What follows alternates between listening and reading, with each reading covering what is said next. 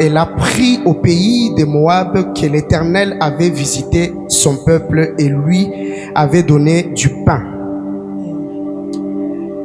Elle sortit du lieu qu'elle habitait, accompagnée de ses deux belles filles, et elle s'est mise en route pour retourner dans le pays de Juda.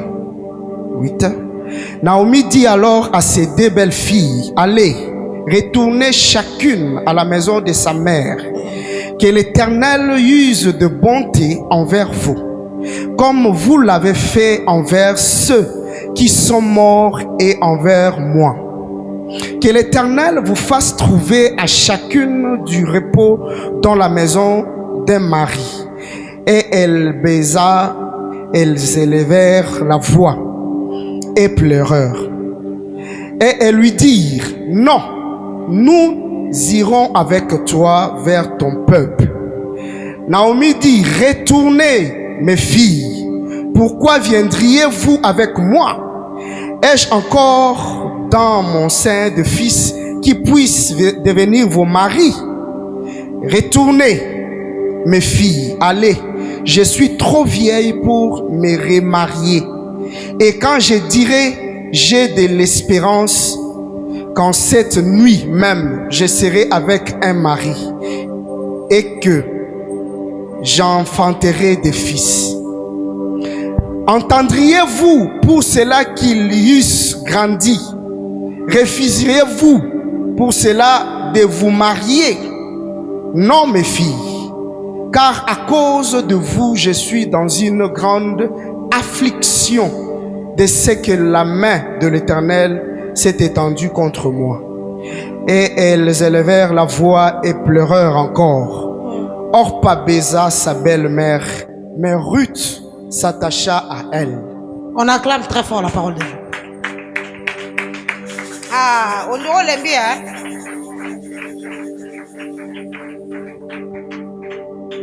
J'ai beaucoup aimé ce programme de prière que vous avez traversé pendant ces 80 jours. Le plus grand moment que moi j'aime beaucoup, c'est la prière. Moi, je peux aller du janvier au décembre à la montagne si j'ai le temps. Je me souviens quand j'étais encore sœur en Christ, les propriétaires, les dirigeants de notre église, l'apôtre, moi j'étais si jeune dans la permanence, je sors le soir. Et lui il dit, mais yo non comme ça, et même l'apôtre de notre église commence à se fatiguer de moi dans les histoires de la prière. Si j'ai maintenu tous les chemins que je traversais dans ma vie, c'est à cause de la prière. Si j'ai obtenu une dimension, c'est en intimité avec Dieu. Sans orgueil. Moi je peux me mettre là. Je commence à prophétiser pour tout le monde. Mais j'aime pas quand je prêche la parole. Je commence à prophétiser, ça va m'embrouiller. Même chez moi, les gens s'inquiètent. Pendant l'équipe, pourquoi on ne prophétise pas? Je leur dis toujours, on vient à l'église pour écouter la parole de Dieu. J'ai fait un tout petit peu de live TikTok, c'est là où je prophétise. C'est là que je prophétise. Aimez la prière.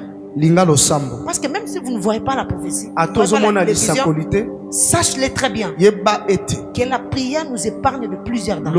La prière nous ouvre de portes là où le porte est fermé.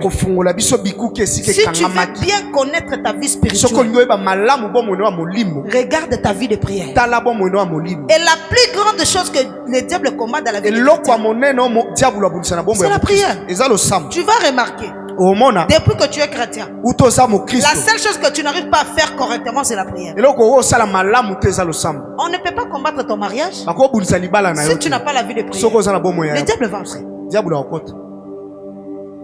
Sache-le très bien, mets ça dans ta tête. Chaque fois que je sors, étant que chrétien, le diable vise ma vie de prière. Et toi-même, tu vas remarquer, c'est comme si tu as le dégoût de commettre un péché. Quand tu n'as pas la chaleur de cette prière, tu peux tout faire facilement.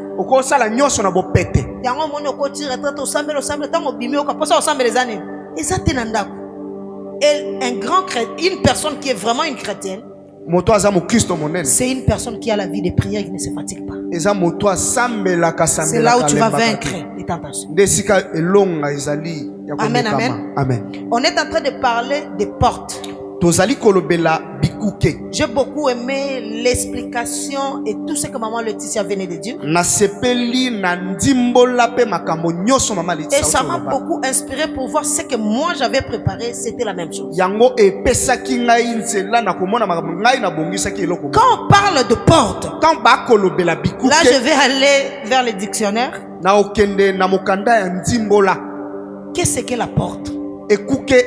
La porte est une ouverture spécialement aménagée dans la scène d'une ville pour permettre le passage.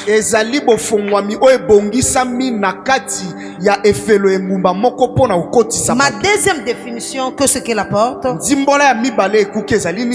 barrière articulée ou mobile permettant d'entrer et de sortir dans un espace clos. Ezali epekiselo moko ezali na bapine bafongolaka yango pona okotisa yango bato. C'est une ouverture créée bofongwami moko esalemi entre le mur, na katikati ya bifelo barrière.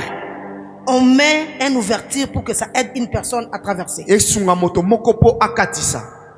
La porte ekuke nous permet d'un passage. Ezosunga biso pona koleka. Selon moi, je vais dire une porte. C'est un accès. C'est une ouverture. Un passage. Là où il n'y avait pas de passage. Je vais te parler de la porte aujourd'hui.